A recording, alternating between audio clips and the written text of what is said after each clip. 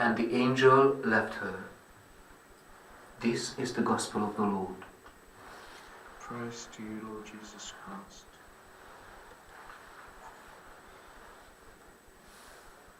On the feast of the Annunciation, we read John's Gospel, chapter 1, verses 26 to 38, how our salvation began.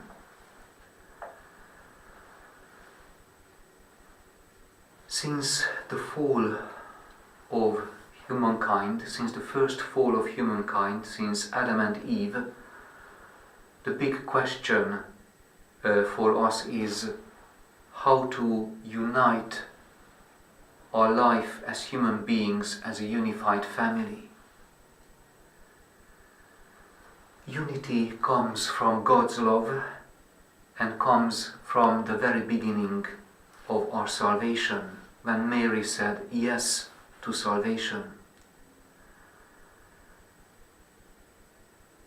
Mary is a point of orientation throughout history, not only for individuals, but throughout history.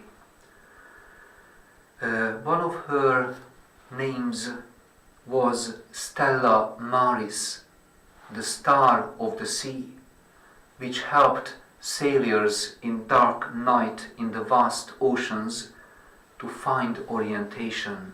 Stella Maris, the star of the sea.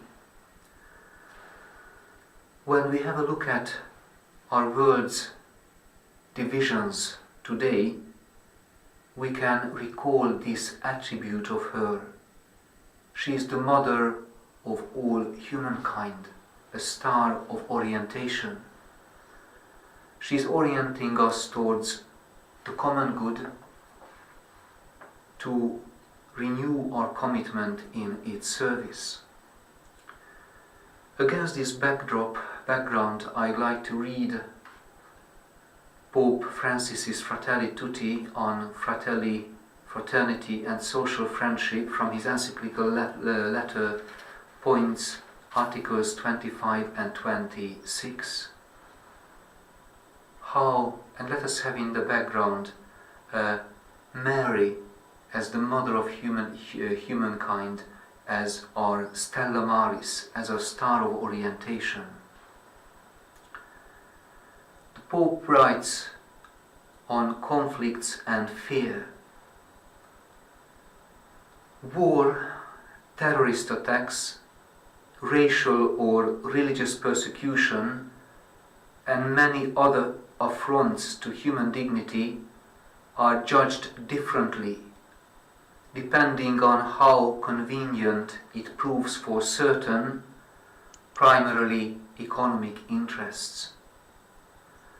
What is true, as long as it is convenient for someone in power, stops being true once it becomes inconvenient. This should not be surprising if we realize that we no longer have common horizons that unite us. Common horizons that unite us.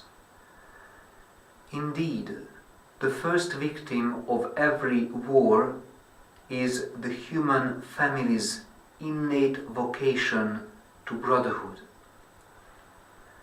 As a result, every threatening situation breeds mistrust and leads people to withdraw into their own safety zone.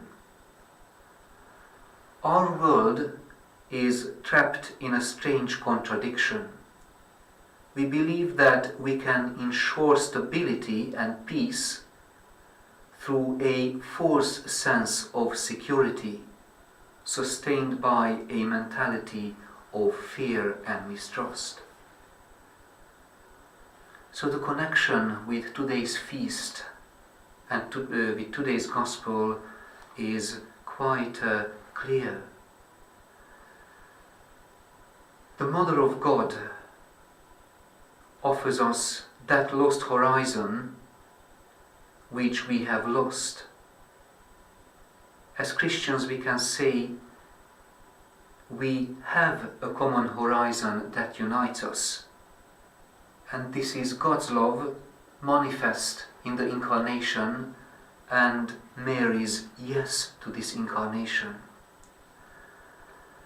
Today we can celebrate the trust and openness which Mary offers, her trust in providence and God's care. And it is quite symbolic that today's feast almost coincides with the first anniversary of the global pandemic, with all the ordeals what it caused. May the love of the Mother of God unite us. May her trust in God's providence mobilize our energies to work together for the common good of all, particularly in terms of the common good when we are tackling with the virus and the epidemic.